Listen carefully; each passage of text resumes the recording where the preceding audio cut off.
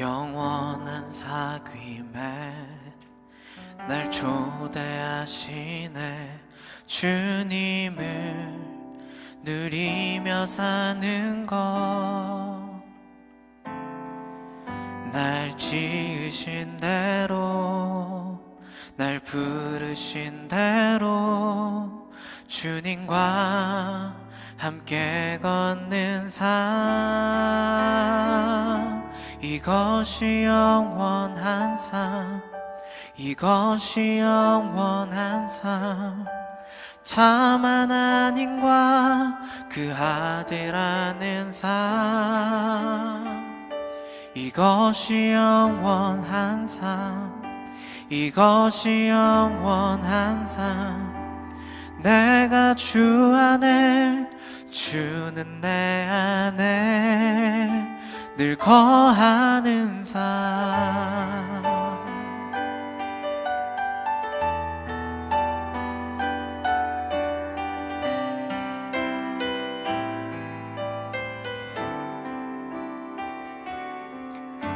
영원한 사귐에 날 초대하시네.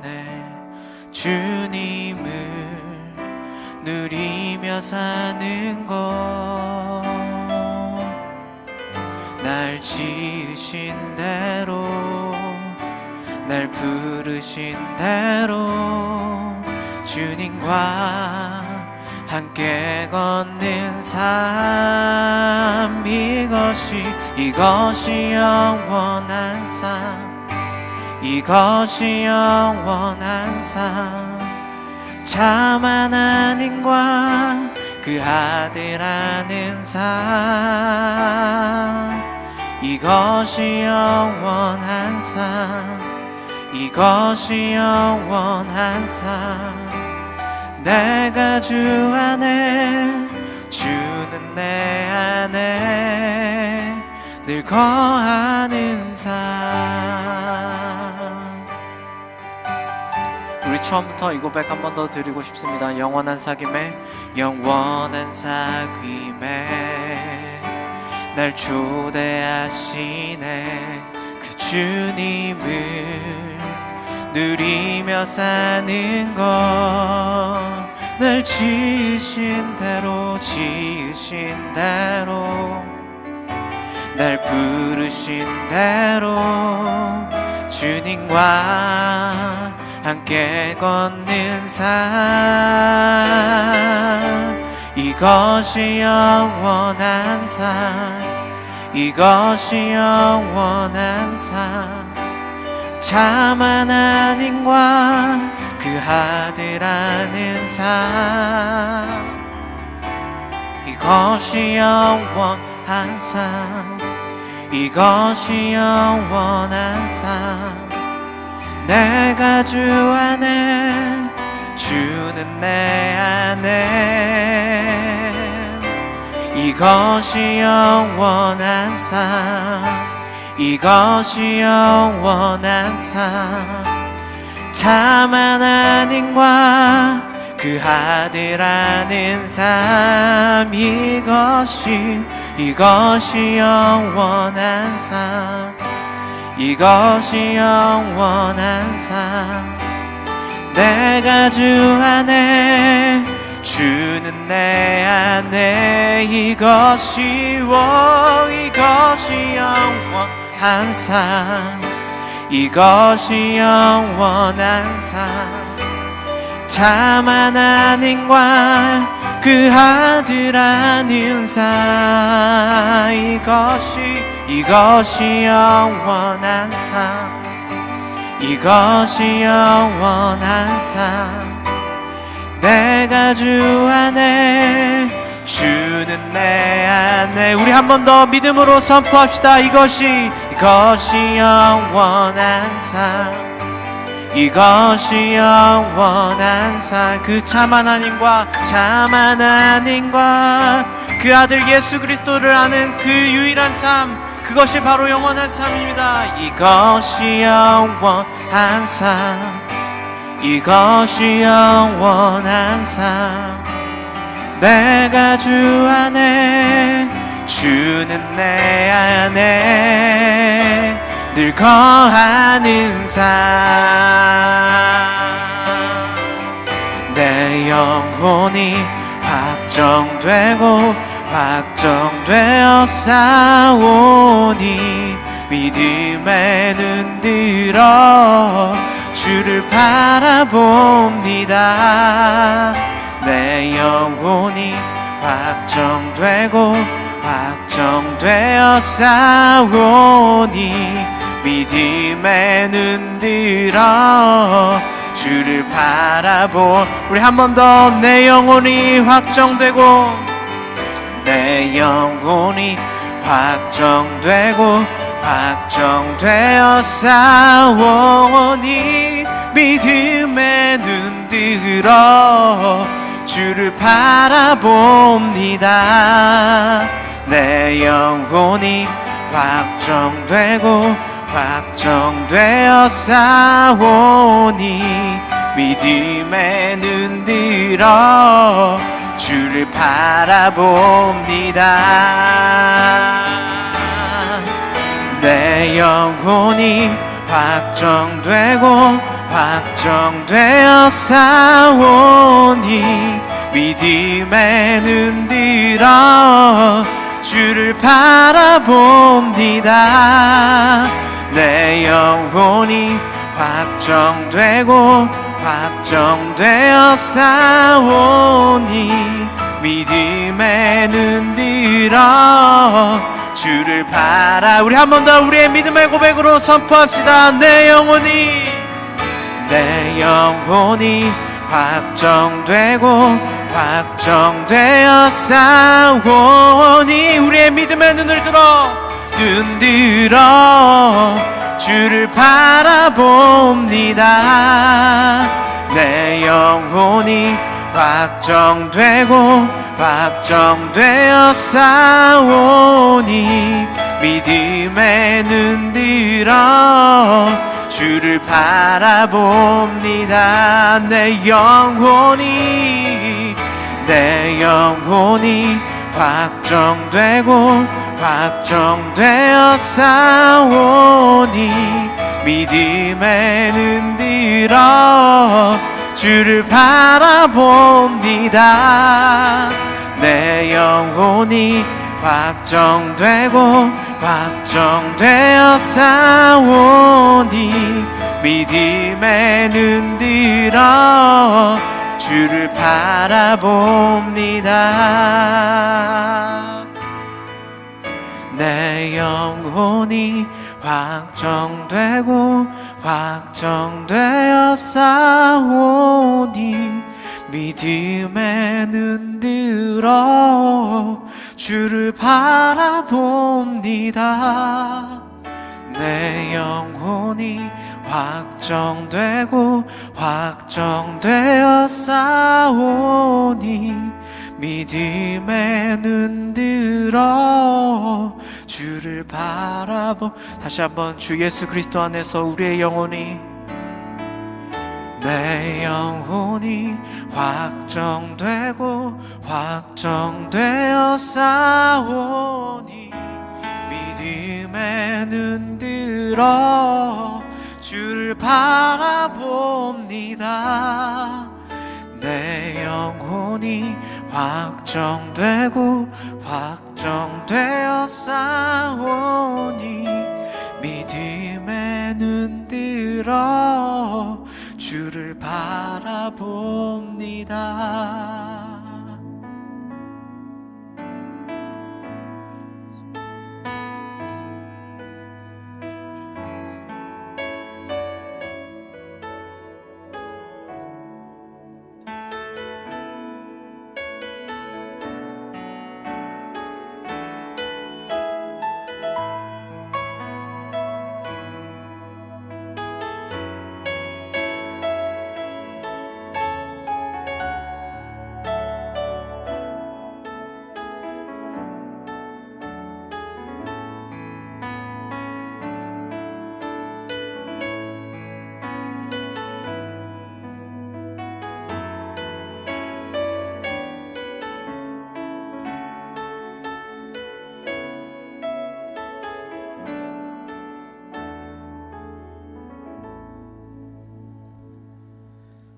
함께 사도신경 하심으로 우리의 신앙을 하나님 앞에 고백하겠습니다. 전능하사 천지를 만드신 하나님 아버지를 내가 믿사오며 그 외아들 우리 주 예수 그리스도를 믿사오니 이는 성령으로 잉태하사 동정녀 마리아에게 나시고 본디오 빌라도에게 고난을 받으사 십자가에 못 박혀 죽으시고 장사한 지 사흘 만에 죽은 자 가운데서 다시 살아나시며 하늘에 오르사 전능하신 하나님 우편에 앉아 계시다가 저리로서 산자와 죽은 자를 심판하러 오시리라. 성령을 믿사오며 거룩한 공회와 성도가 서로 교통하는 것과 죄를 사하여 주시는 것과 몸이 다시 사는 것과 영원히 사는 것을 믿사옵나이다. 아멘. 우리 찬송가 2장 함께 찬양하겠습니다.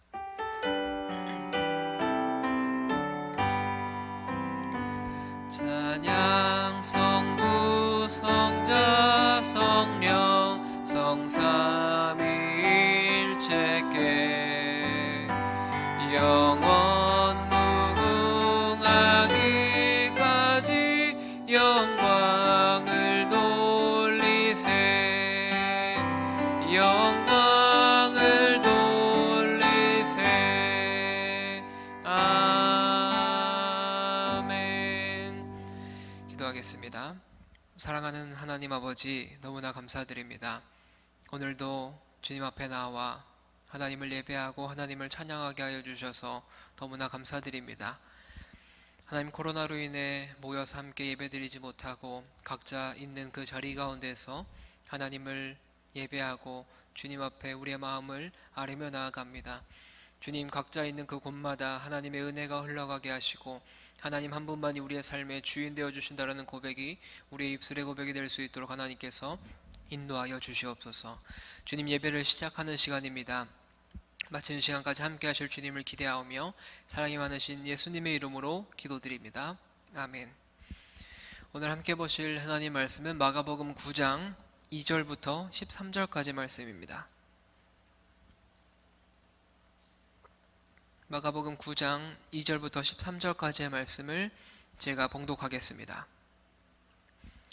엿새 후에 예수께서 베드로와 야고보와 요한을 데리시고 따로 높은 산에 올라가셨더니 그들 앞에서 변형되사 그 옷이 광채가 나며 세상에서 빨래하는 자가 그렇게 희게 할 수 없을 만큼 매우 희어졌더라. 이에 엘리야가 모세와 함께 그들에게 나타나 예수와 더불어 말하거늘 베드로가 예수께 고하되 랍비여, 우리가 여기 있는 것이 좋사오니 우리가 초막 셋을 짓되 하나는 주를 위하여 하나는 모세를 위하여 하나는 엘리야를 위하여 하사이다 하니, 이는 그들이 몹시 무서워하므로 그가 무슨 말을 할지 알지 못함이더라. 마침 구름이 와서 그들을 덮으며 구름 속에서 소리가 나되 이는 내 사랑하는 아들이니 너희는 그의 말을 들으라 하는지라.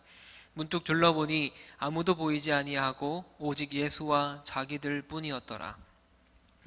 그들이 산에서 내려올 때에 예수께서 경고하시되 인자가 죽은 자 가운데서 살아날 때까지는 본 것을 아무에게도 이르지 말라 하시니, 그들이 이 말씀을 마음에 두며 서로 문의하되 죽은 자 가운데서 살아나는 것이 무엇일까 하고, 이에 예수께 묻자와 이르되 어찌하여 서기관들이 엘리야가 먼저 와야 하리라 하나이까?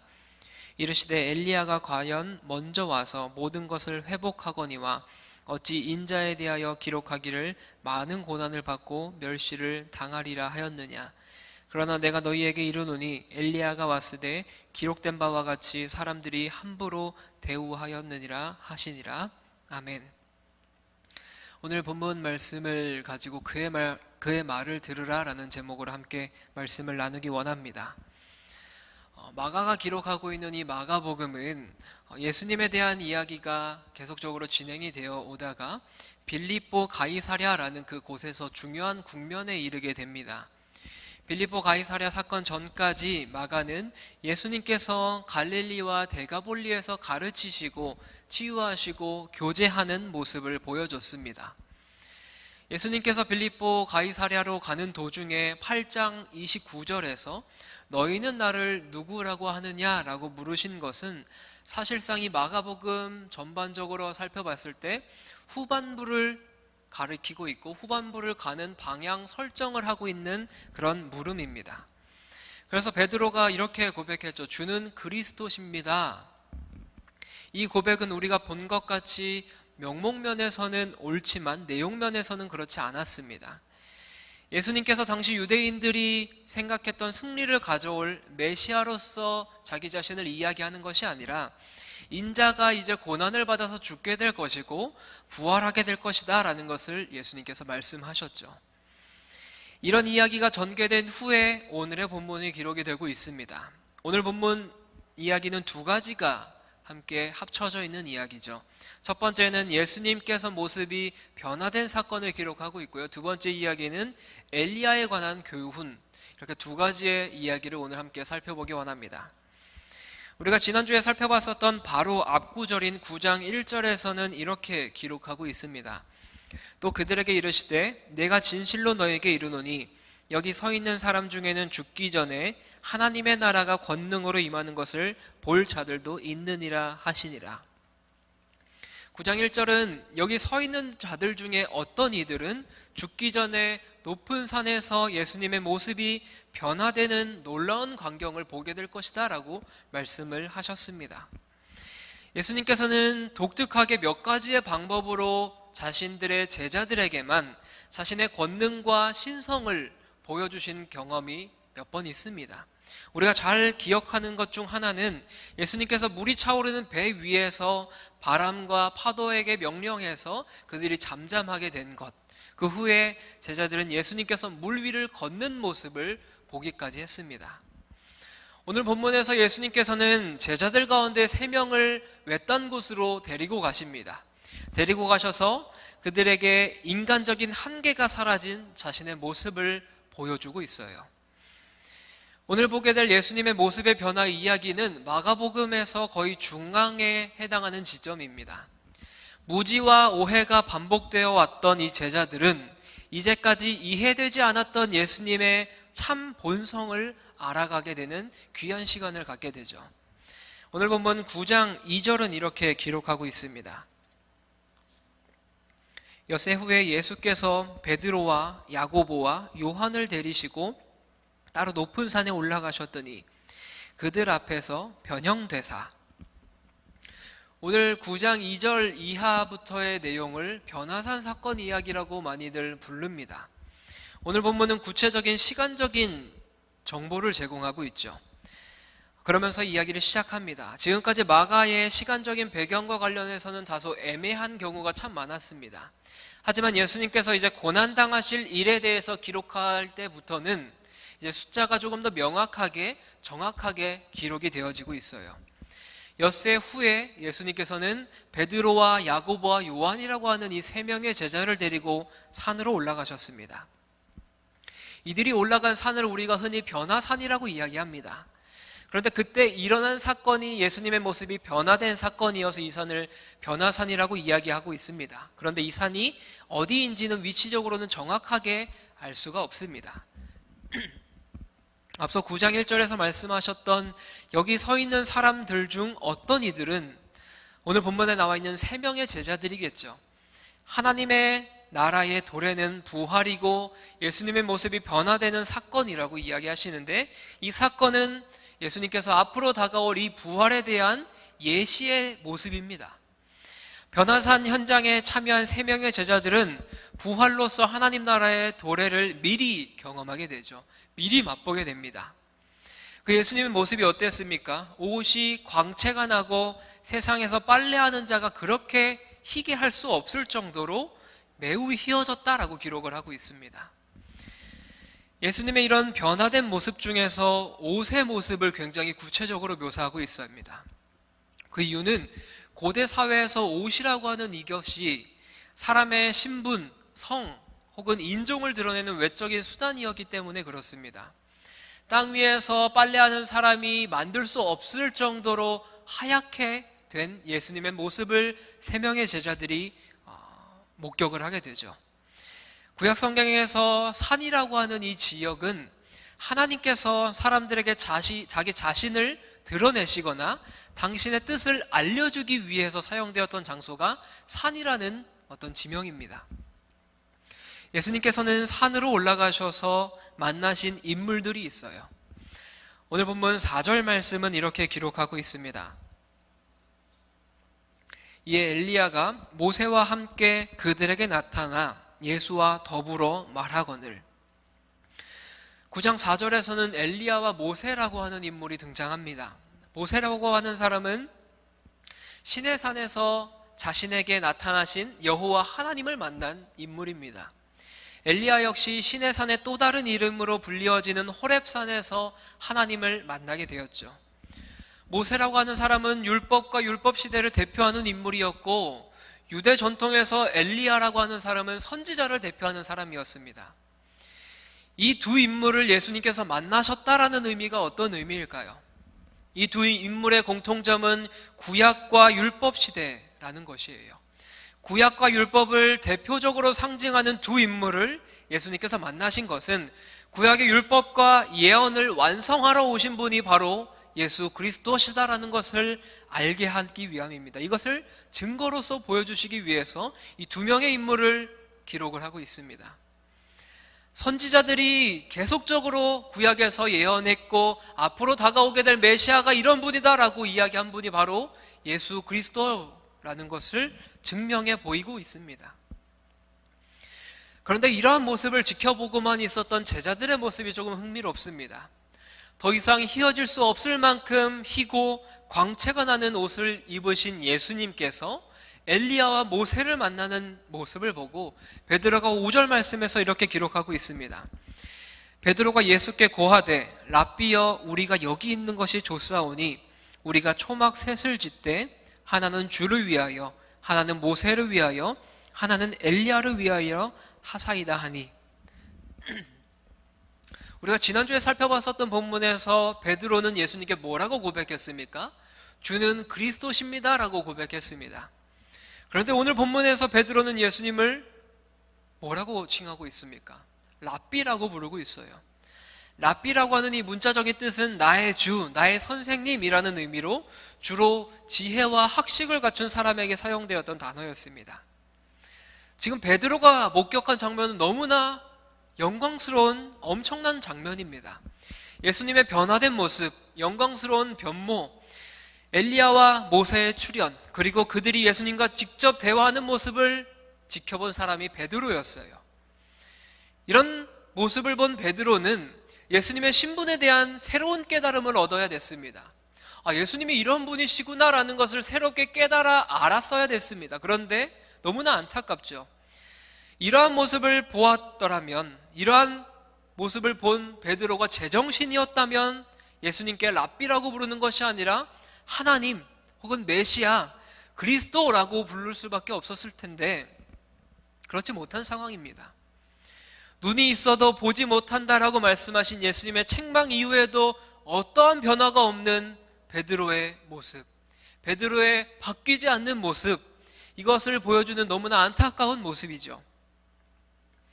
게다가 예수님과 모세와 엘리야를 위해서 초막 셋을 짓겠다라고 베드로가 이렇게 이야기합니다. 그런데 이 제안 역시 너무나 속상합니다. 초막을 짓자고 제안하기에 앞서 베드로는 이렇게 이야기해요. 우리가 여기 있는 것이 좋사오니, 주님, 우리가 여기 있는 것이 너무나 좋습니다. 그렇기 때문에 우리가 여기서 초막 셋을 지어서 여기 있는 것이 어떻겠습니까? 라고 말하는 거예요. 이게 무슨 의미일까요? 앞서 예수님께서 밝히셨던 자기 자신의 선교에 대한 이야기, 나는 이제 고난을 받고 죽임을 당하러 갈 것이다 라는 그 이야기를 새까맣게 까먹은 것이죠. 예수님은 산 위에 초막을 짓고 계실 뿐이 아니라 십자가를 지러 가야 되는 상황입니다. 제자들인 자신들도 예수님께서 따라가시는 그 길을 따라가야 하는 사람들입니다. 그런데 초막을 지어서 예수님을 그 산에 붙들어 두려고 했어요. 자기 자신들도 그곳에서 머무르면서 예수님께서 가자고 하신 그 길을 가지 않은 채 여기가 좋사오니라고 이야기하면서 이 자리 가운데 그냥 머물고 싶어 했던 것이 베드로의 모습입니다. 베드로가 왜 이렇게 이야기했을까요? 베드로가 이렇게 이야기한 것이 6절 말씀을 보니까 몹시 무서워함으로 그가 무슨 말을 할지 알지 못함이더라 라고 이야기합니다. 베드로가 지금 정신이 온전치 못한 상황이며 베드로를 포함한 3명의 제자들이 심히 무서워서 이렇게 이야기했다라는 거예요. 왜 제자들은 예수님께서 엘리야와 모세와 대화하는 장면을 보고 기뻐하지 않았을까요? 아, 우리 예수님이 이렇게 대단하신 분이시구나, 우리 예수님이 진짜 메시아구나 라고 기뻐하지 않고 왜 놀라고 왜 무서워했을까요? 여러 학자들의 이야기에 따르면 제자들이 무서워하는 것은 하나님 앞에 설 때의 자연스러운 현상이라고 이야기해요. 전능하시고 거룩하신 하나님 앞에 죄인으로서, 인간으로서 보일 수밖에 없는 연약한 모습이라는 것이죠. 본능적인 모습이라는 거예요. 그런데 바로 그때 구름이 와서 이 제자들을 덮었습니다. 그리고 그 구름 가운데서 하나님의 음성이 들리게 되죠. 7절 말씀입니다. 마침 구름이 와서 그들을 덮으며 구름 속에서 소리가 나되 이는 내 사랑하는 아들이니 너희는 그의 말을 들으라 하는지라. 성경에서 구름이라고 해당하는 이 단어는 보통 하나님의 임재를 상징할 때 많이 사용이 됩니다. 현재 사건에서 가장 잘 나타내 보여주는 것은 시내산에서의 구름으로 생각을 할 수가 있어요. 출애굽기 24장 16절에서는 이렇게 기록합니다. 여호와의 영광이 시내산 위에 머무르고 구름이 엿새 동안 산을 가리더니 일곱째 날에 여호와께서 구름 가운데서 모세를 부르시니라. 그 구름은 엿새 동안 산에 내려왔으며 그 다음 일곱째 날에 여호와께서 구름 가운데에서 모세를 부르십니다. 오늘 보면 마가복음 9장에서도 많은 구름이 와서 이들을 덮었죠. 그 구름 가운데서 하나님의 음성이 들렸습니다. 무슨 음성이었습니까? 이는 내 사랑하는 아들이다. 이것은 예수님께서 이 땅에 오셔서 세례를 받으실 때 나타났던 소리와 동일한 이야기입니다.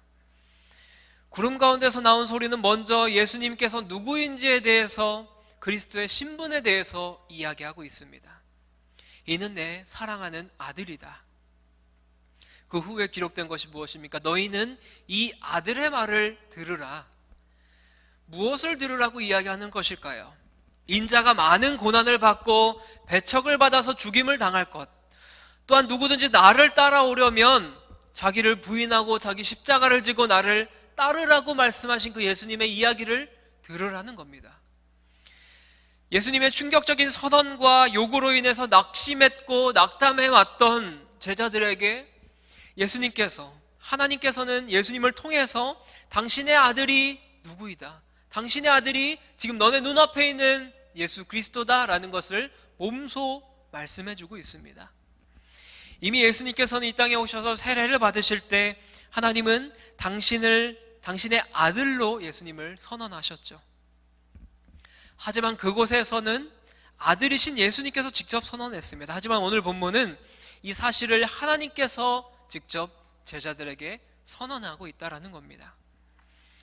사랑하는 여러분, 우리가 앞에 살펴봤었던 변화산 사건은 장차 오실 예수님과 하나님 나라에 대한 어떤 리허설의 모습이기도 합니다. 예수님께서 다시 오실 때 어떤 모습으로 오실지를 미리 제자들에게 몸소 보여주셨어요. 하나님께서 장차 이 말, 하나님 나라에 대해서 우리에게 확실하게 이야기해주고 있는 겁니다. 우리는 무엇을 기억해야 될까요?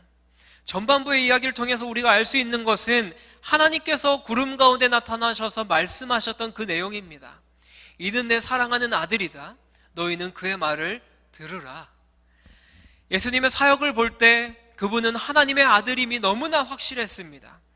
우리 또한 이 명령을 마음속 깊이 새겨서 주님께 순종하는 삶을 살아야 되겠죠.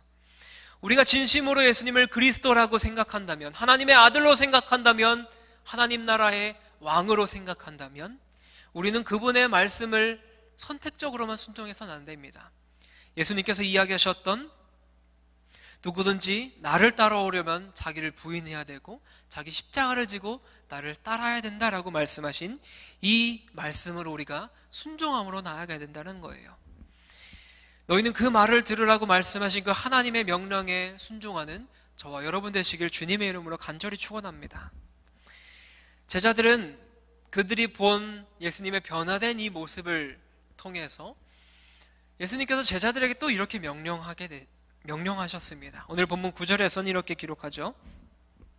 그들이 산에서 내려올 때에 예수께서 경고하시되 인자가 죽은 자 가운데서 살아날 때까지는 본 것을 아무에게도 이르지 말라 하시니 8절까지 나타난 예수님의 모습은 고난당하고 죽임당해서 죽고 사흘 만에 다시 살아날 것이라고 말씀하셨던 예수님의 모습과는 조금 대조적입니다. 하지만 예수님은 당신의 이러한 영광을 경험한 제자들이 다시 한번 어떠한 명령을 지켜야 될지 이야기하십니다. 인자가 죽은 자 가운데서 부활할 때까지는 그들이 본 것을 아무에게도 이야기하지 말라고 말씀하고 있어요. 만일 제자들이 변화산에서 광경한 이 사건을 사람들에게 말한다면 예수님 주변에 늘 맴돌았던 많은 사람들이 또다시 몰려오게 되겠죠. 저분이 진정 메시아구나라고 예수님을 많이 또 따라오겠죠. 지금도 많은 대중의 열기 속에 있었던 예수님에게 더 기름을 붓는 격이 되기 때문입니다. 하지만 예수님께서는 이 비밀 유지의 기한을 정해주셨습니다.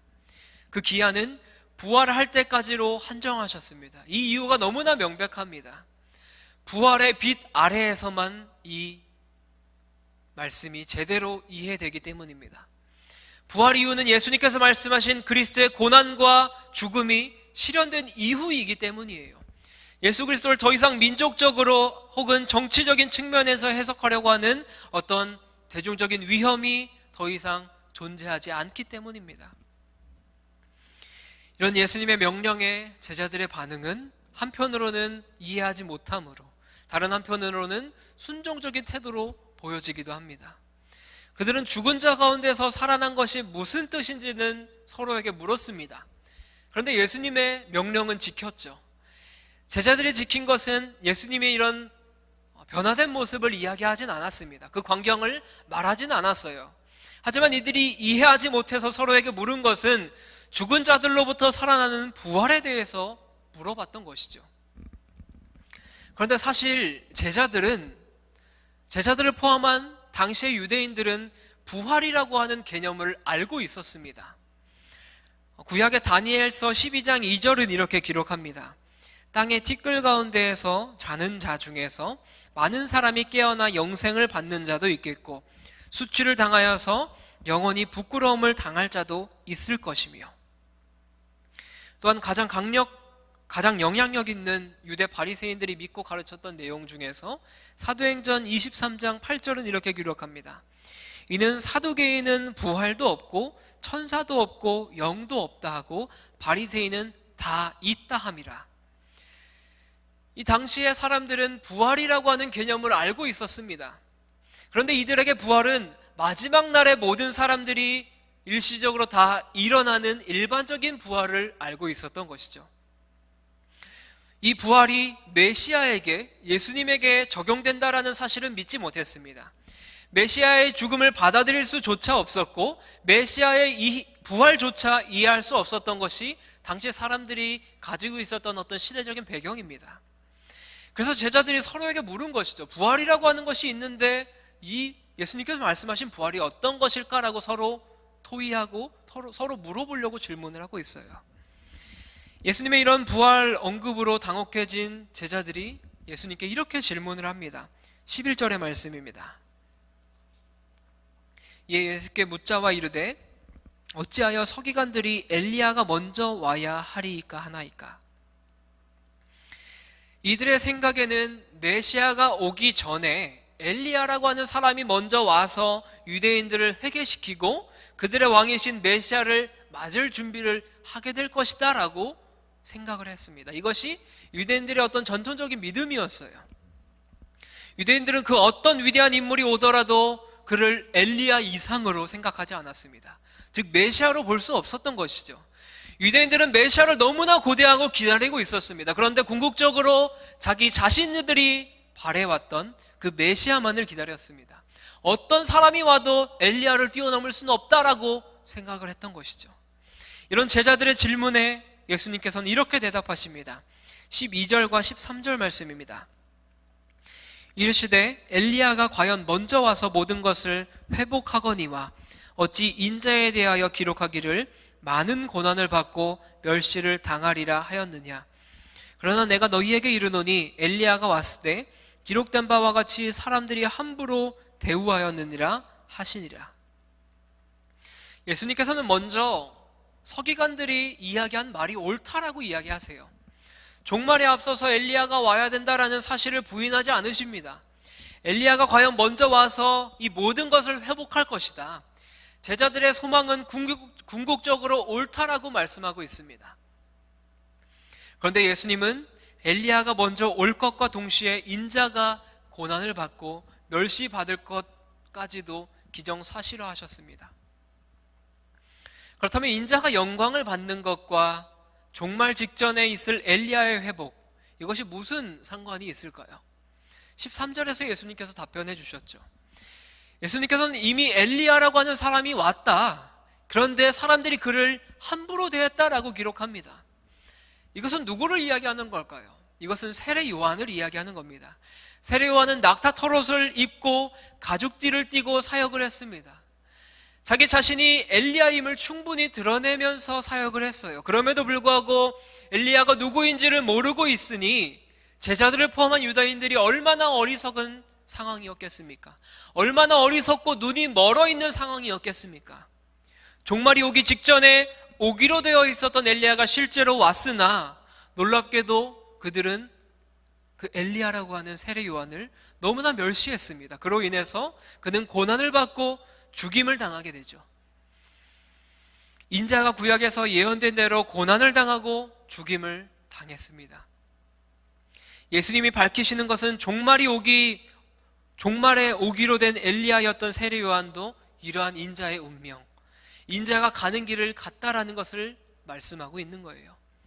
즉 인자가 영광 중에 오는 그 종말의 일 직전에 있을 인자의 고난과 죽음은 이미 정해진 하나님의 뜻이고 세례 요한도 걸어왔었던 바로 그 길이다.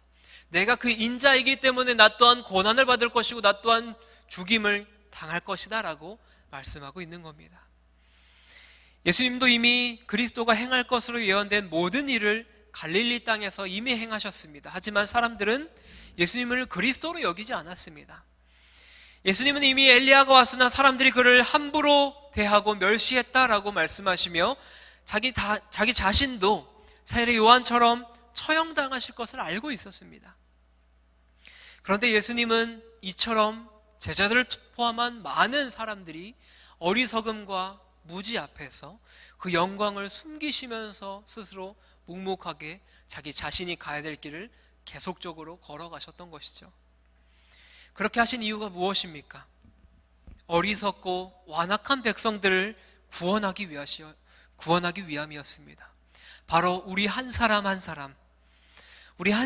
사람들을 구원하기 위해서 예수님께서는 묵묵하게 그 길을 계속적으로 나아가셨던 것이죠. 사랑하는 여러분, 말씀을 마무리하려고 합니다. 베드로와 요한, 이 기적을 경험한 예수님의 그 변화된 모습을 경험한 사람들이 산으로 내려오면서 보여준 그 무기력한 모습은 어쩌면 우리 자신의 모습일 때가 너무나 많습니다. 우리가 어떤 때는 정말로 하나님의 은혜로 살았다고 말합니다. 하지만 그런 경험에도 불구하고 우리의 삶은 견고하게 하나님만을 붙들고 살진 않습니다. 하나님의 도우심을 고백한 우리의 입술을 부끄럽게 할 만큼 참으로 연약한 삶을 살아갑니다. 부끄러운 우리의 일상이 너무나 반복이 됩니다. 계속 이렇게 다람쥐 쳇바퀴 도는 것처럼 반복된 삶을 살아가기도 하죠. 하나님의 영광과 그 은혜를 경험했지만 그 중심에 계신 하나님을 인지하지 못하는 것입니다. 메시아이신 하나님을 바라보지 못하는 삶을 살아가는 것이 우리의 모습일 때가 너무나 많아요. 예수님께서 이야기하셨죠. 세례 요한이 엘리야로서 이미 왔는데 사람들은 그를 비참하게 대했다. 그를 멸시했다라고 이야기합니다. 예수님께서 이미 우리 가운데 오셨습니다. 우리 가운데 오신 그 예수님을 우리가 어떻게 생각하고 있습니까? 진정 우리의 메시아로 받아들이고 있는지, 진정 우리의 그리스도로 받아들이고 있는지, 진정 우리의 왕으로 받아들이고 있는지 우리는 생각해 봐야 됩니다. 우리가 그분을 진정 그렇게 받아들이고 살아간다면 우리의 삶에는 그분 한 분만이면 족하다라는 고백이 우리의 입술에서 늘 넘쳐날 거예요. 입술로만 넘쳐나는 것이 아니라 우리 삶에서도 그 은혜가 풍성하게 나타날 것입니다. 인간적인 생각으로 본다면 예수님은 누구나도 비참한 최후를 맞이하셨죠. 하지만 하나님은 그 비참함을 상상할 수조차 없을 정도의 영광으로 바꾸셨습니다. 그 모든 것이 하나님과 원수되었던 우리 때문입니다. 나 때문입니다. 여러분 때문이에요. 그저 은혜로 구원받는 우리에게는 주님께서 가신 그 길을 따라가는 것 외에는 다른 길이 없는 줄 믿습니다.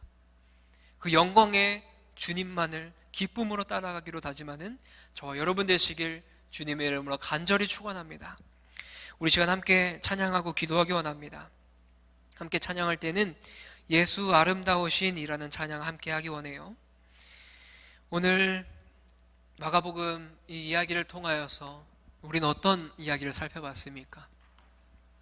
예수님께서 3명의 제자들을 불러주셔서 산으로 데리고 올라가셔서 자기 자신이 앞으로 당하게 될 것에 대해서 미리 이들에게 보여주셨습니다. 사람이 희게할 수 없을 정도로 하얗게 된 예수님의 그 모습, 빛이 나는 그 영광스러운 예수님의 모습을 제자들에게 미리 보여주셨어요. 앞으로 내가 당하게 될 고난, 부활, 그 이후에 예수님의 모습은 이럴 것이다 라고 이야기하셨죠. 그 모습을 본 제자들은 예수님을 그리스도로 받아들이지 못했습니다.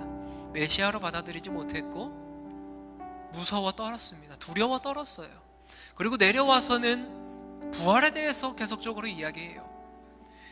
이들에게는 이미 부활이라는 개념이 있었는데 예수님이라고 오신 이분이 그 부활을 맞이하게 될 분이라는 것을 이해하지 못했습니다. 그런데 예수님은 내가 죽임을 당하고 나중에 부활을 하고 장차 오실 재림하실 예수님이라는 것을 이들에게 알게 하기 위해서 이러한 모습을 보여주셨습니다. 그런데 우리는 그 모습을 보고도 그것을 잊고 살아가요. 그 예수님의 아름다우신 모습을 보고도, 그 위대하신 주님을 보고도 우리는 그 모든 상황을 잊은 채 살아갑니다.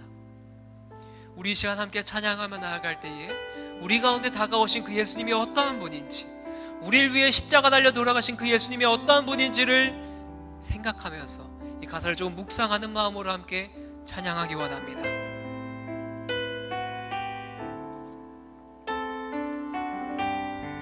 예수 아름다우신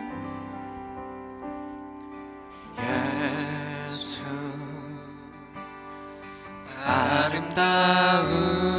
아름다우신 위대하신 주님 부활의 주 어린 양 거룩과 공의 새벽별 같은 나의 구주 모든 하늘 찬양해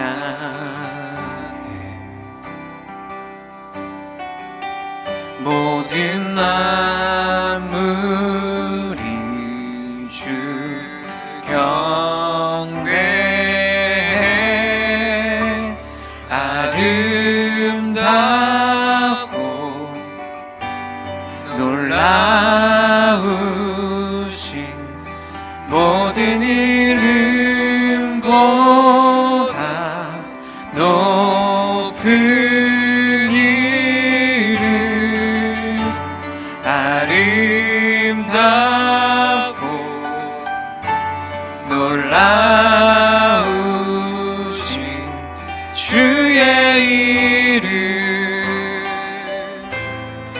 높으신 그 이름 예수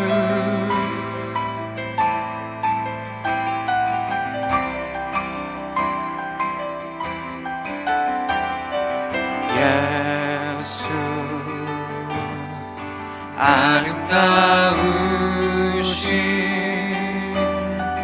위대하신 주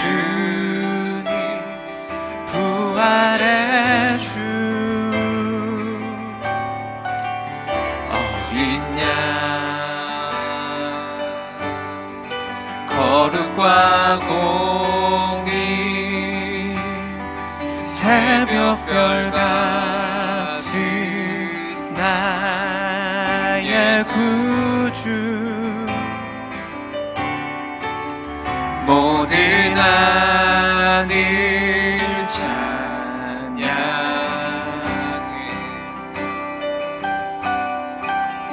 모든 만물이 주 경배해 아름답고 놀라우신 모든 이름보다 높은 이름 아름답고 놀라우신 주의 이름 높으신 그 우리 한 번 더 찬양할까요? 아름답고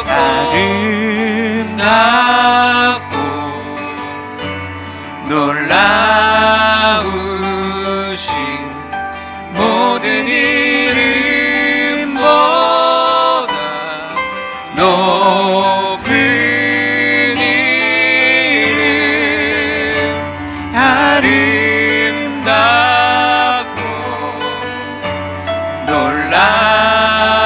놀라우신 주의 이름 높으신 그 이름 우리 영원하신 그 주님을 찬양합시다.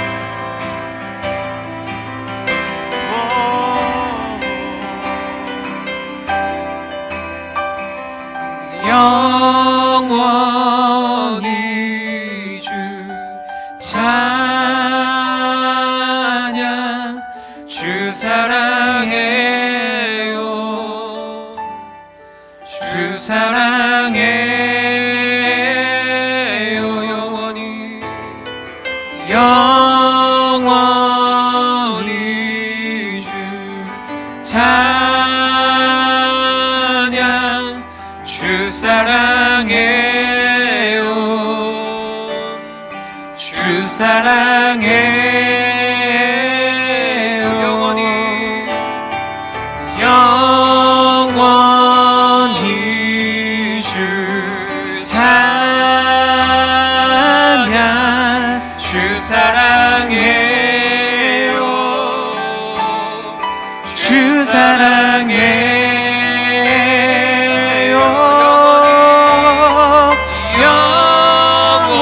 영원히 주 찬양 주 사랑해요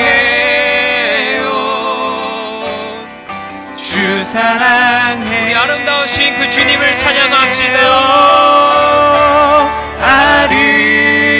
아름답고 놀라우신 모든 이름보다 높은 이름 아름답고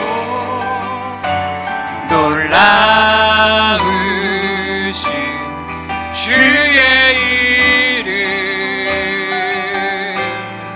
높으신 그 마지막으로 한 번 더 찬양합시다. 아름답고 놀라우신 아름답고 놀라우신 모든 이름보다 높은 이름 아름답고 놀라우신 주의 이름 높으신 그 이름 예수. 이 시간 함께 기도하며 나아갑시다. 사랑하는 하나님, 오늘 이야기를 통하여 예수님께서 3명의 제자들을 변화산으로 부르셔서 장차 오게 될 예수님의 모습을 함께 보게 하여 주셨습니다. 그런데 그 본 제자들의 모습이 어땠습니까? 두려워 떨고 자신들이 무서워서 어떠한 정신으로 이야기를 했는지를 알지 못합니다. 예수님께서 그 산 가운데 올라가셔서 엘리야를 마주하고 모세를 마주하고 하나님의 음성이 들렸다면 제자들이 예수님을 메시아로서 그리스도로서 그 자리 가운데서 받아들여야 되지 않겠습니까? 그런데 베드로가 불렀던 호칭은 랍비였습니다. 주님, 이 무지한 제자들의 모습을 보게 될 때 우리의 모습을 떠올릴 때가 참으로 많습니다. 그 영광스러운 하나님의 은혜를 경험했는데도 불구하고 하나님의 일하심을 맛보고 경험한 사람인데도 불구하고 우리는 늘 예수님 어디 계시냐고 묻습니까? 예수님 어디 계십니까? 라고 매 순간 묻습니다. 주님, 우리를 도와주시옵소서라고 매 순간 묻습니다. 우리 가운데에 다가오신 그 예수님을 우리가 어떻게 생각하고 어떻게 받아들이고 있습니까? 주는 그리스도시고 살아계신 하나님의 아들로서 우리가 그분을 받아들이고 맞이하고 있습니까? 이 제자들이 산으로 내려와서 보여준 모습 또한 너무나 무기력했습니다. 하나님의 음성이 그곳 가운데 들려서 너희는 내 아들의 이야기를 들으라고 말씀하신 그 하나님의 명령에도 불구하고 부활에 대해서 사람들에게 물어봅니다. 이들의 생각에는 메시아라는 이 예수님이 부활하실 것을 생각하지 못했습니다. 예수님께서 말씀하신 그 이야기를 믿지 않았던 것이죠. 사랑하는 하나님, 이 모습이 우리의 때가 너무나 많습니다. 하나님의 은혜를 경험했지만 우리의 삶은 매 순간 하나님을 붙들고 살아가지 않습니다. 주님의 도우심을 구하지 않고 내 뜻대로, 내 의대로, 내 생각대로만 살아갑니다. 그래서 매 순간 부끄러운 삶을 살아가죠. 다람쥐 쳇바퀴 도는 것처럼 너무나 불안한 삶을 살아갑니다.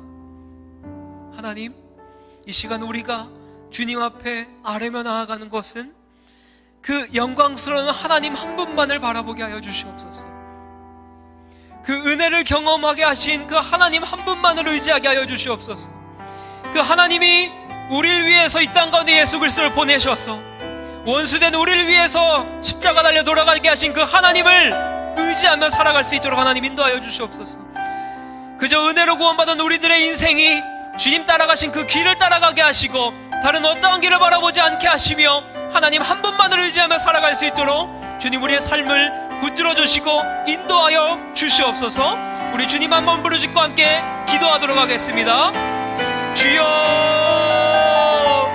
사랑하는 하나님, 오늘 하나님의 이야기를, 하나님의 말씀을 통하여 우리가 알게 된 것이 무엇입니까? 너무나 무지한 제자들의 모습을 또 보게 됩니다.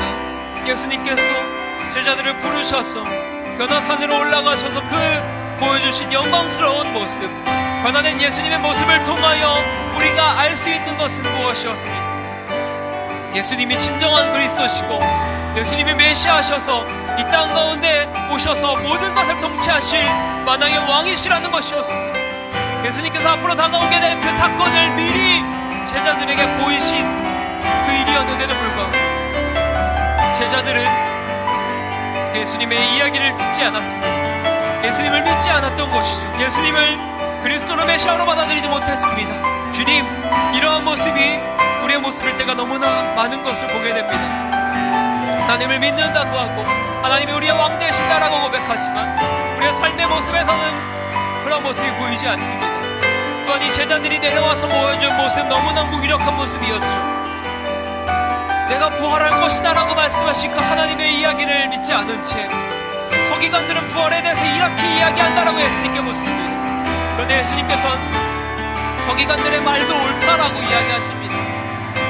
세례 요한이라고 하는 사람이 엘리야로 먼저 와서 이 땅을 회복하고 이 땅에 다가오게 될 메시아를 선포했는데도 불구하고 사람들은 그 세례 요한, 엘리야를 멸시하고 그를 비천하게 여기고 그를 죽이기까지 했습니다. 그 모습이 앞으로 다가오게 될 예수님의 모습임을 또한 예수님께서는 이야기하셨죠. 주님, 우리가 바라보아야 될 것이 무엇이겠습니까? 우리가 붙들고 살아가야 될 것이 무엇이겠습니까?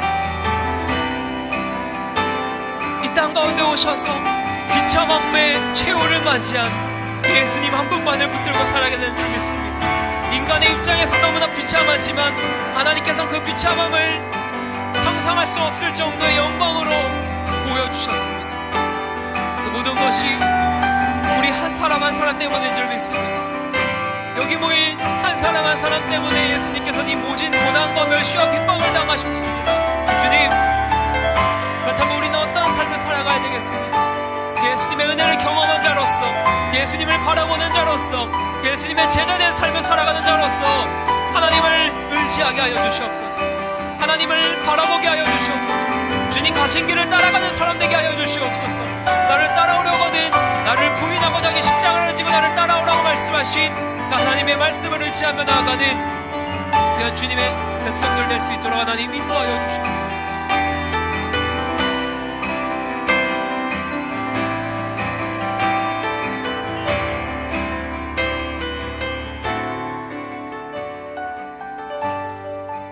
사랑하는 하나님, 참 감사드립니다. 오늘 말씀을 통하여 예수님께서는 3명의 제자들에게 자신이 다가오게 될 미래에 대해서 제자들에게 미리 보이셨습니다. 찬란한 빛이 예수님께 비춰주었고 사람들이 할 수 없을 정도로 희게 되어진 예수님의 모습을 제자들이 보게 되었죠. 또한 엘리야와 모세와 이야기하는 이야기도 광경도 목격하고 하나님의 음성 또한 들었습니다. 이는 내 아들이니 내 아들이 한 이야기를 들으라, 그의 말을 들으라라고 하나님의 음성이 그들에게 들렸습니다. 그런데 그들은 그 음성을 제대로 인식하지 못했습니다. 예수님께서 이야기하신 것이 무엇이었습니까? 나는 고통을 당하고 고난을 당해서 죽고 사흘 만에 다시 부활할 것이다. 나를 따라오려거든 나를 부인하고 자기 십자가를 지고 나를 따라오라고 말씀하신 그 예수님의 이야기를 들으라고 이야기하신 거였죠. 그런데 제자들은 예수님의 부활에 대한 의문을 갖게 되었습니다. 그래서 내려와서 부활이 무엇인지에 대해서 다시금 이야기를 하게 됩니다. 그러면서 서기관들은 이렇게 이야기하는데 예수님은 어떻게 이걸 받아들여야 되겠습니까? 라고 질문을 하게 됩니다. 메시아라는 사람이 오기 이전에 엘리야가 등장해서 그 모든 것을 회복하고 메시아가 오실 길을 준비할 것이다 라고 그 이야기한 그 말을 예수님께서도 동의하셨습니다. 그래서 이 땅 가운데 이미 온 사람이 세례 요한이라고 하는 엘리야였습니다. 그런데 사람들은 이 세례 요한을 멸시하고 천대하고 비천하게 여기고 그를 죽게까지 만들었습니다. 그런데 이 길이 바로 예수님께서 가야 될 길이었습니다. 사랑하는 여러분, 우리가 무엇을 믿고 깨달아야 되겠습니까? 우리가 믿고 깨달아야 될 것은 한 가지입니다. 그 예수님을 믿고 따르고 의지하고 그의 길만 쫓아가는 것입니다. 그것이 우리의 삶에서 있어야 될 그리스도인들의 모습인 줄 믿습니다. 나를 부인하고 내 십자가를 지고 예수 그리스도를 따라가는 것, 이것이 제자된 우리의 삶인 줄 믿습니다. 제자된 그리스도인들의 삶인 줄 믿습니다. 그렇게 살아갈 수 있도록 하나님께서 우리에게 힘과 용기와 능력을 허락하여 주시옵소서. 그렇게 일하실 주님 한 분만을 기대하오며 사랑에 만나신 예수님의 이름으로 기도드립니다. 아멘. 이제는 우리 주 예수 그리스도의 은혜와 하나님의 사랑과 성령의 교통하심이 그 예수 그리스도의 길을 의지하고 나 자신을 부인하고 자기 십자가를 지고 예수님의 길을 따라가기로 다짐한, 그리하여서 하나님의 영광의 빛을 바라보고 그 영광에 힘입어 살아가기로 작정한 여기 모인 주님의 귀한 백성들 머리 위에 이제부터 영원토록 함께 있을지어다. 아멘.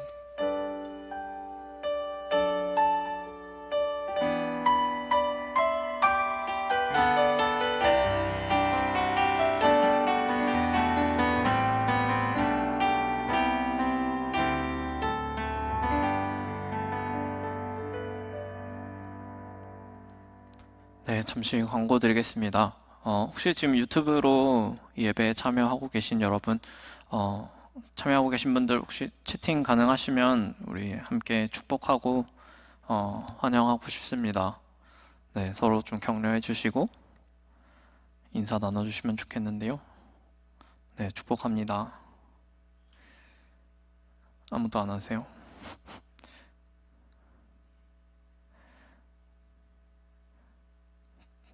아마 딜레이가 좀 있어서.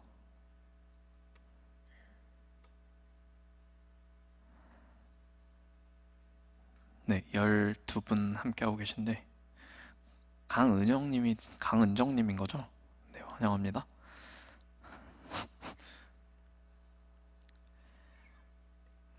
네, 광고 드릴 텐데 저희가 지금 이제 그저께인가요? 어저께인가요? 거리두기 완화 조치는 되지 않았고 대신 거리두기인데 종교시설 모임이 완화 조치가 되었어요. 그래서 그 종교시설 정원에 대해서 10%의 인원은 이제 대면 예배를 드릴 수가 있는데 저희 본당이 대략 한 1000명 내외로 수용이 가능합니다. 근데 이거 좋다고 해야 될지 모르겠는데 청년부가 100명이 안 되기 때문에 우리가 다 나와도 10%가 한참 못 미쳐요. 네. 10%는커녕 뭐 5%도 못 미치기 때문에 여러분 청년 예배는 오픈을 하도록 하겠습니다. 그래서 주중에 막 또 심각한 사태로 막 격상되지 않는 이상 다음 주와 또 다다음 주인 24일 그리고 31일 2주간은 우리가 일단 교회에 나오셔서 함께 좀 얼굴 보고 예배했으면 좋겠고요. 물론 방역 수칙을 잘 지켜서 예배했으면 좋겠고 그 이후 예배는 또 어떤 정부의 지침들에 따라서 저희가 대응하는 대로 다시 공지해드리도록 하겠습니다. 그리고 특별히 좀 우리 신입생 올라오신 여러분들은 다음 주에 좀 괜찮으시다면 꼭 좀 오셔서 저희가 좀 환영하고 얼굴 보는 시간 가졌으면 좋겠습니다. 그러니까 부담 갖지 마시고 여러분 다음 주에 꼭 모두 함께 하셔서 네, 간만에 인사 나누기를 소망합니다. 예배하고요. 네, 이상이고 우리 마치는 찬양으로 예배 마치도록 하겠습니다.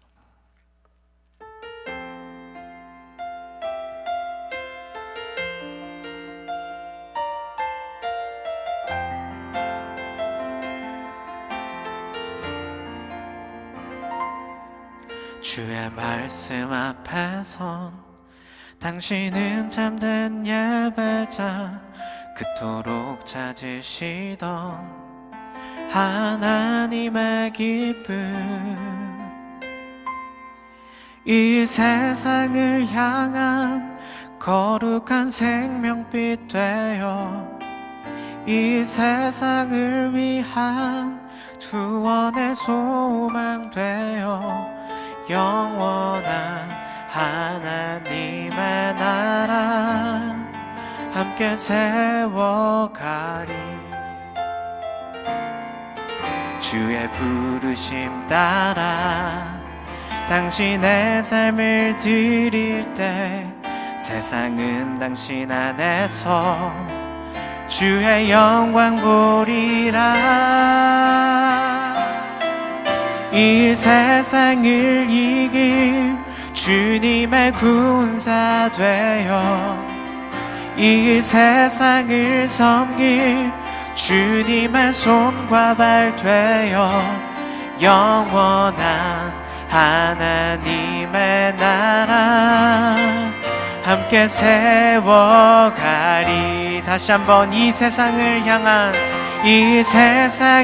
향한 거룩한 생명빛 되어 이 세상을 위한 구원의 소망 되어 영원한 하나님의 나라 함께 세워가리. 영원한 하나님의 나라 함께 세워가리. 할렐루야. 한 주간 승리하시고 다음 주에 이곳에서 함께 모여 예배하겠습니다. 축복합니다.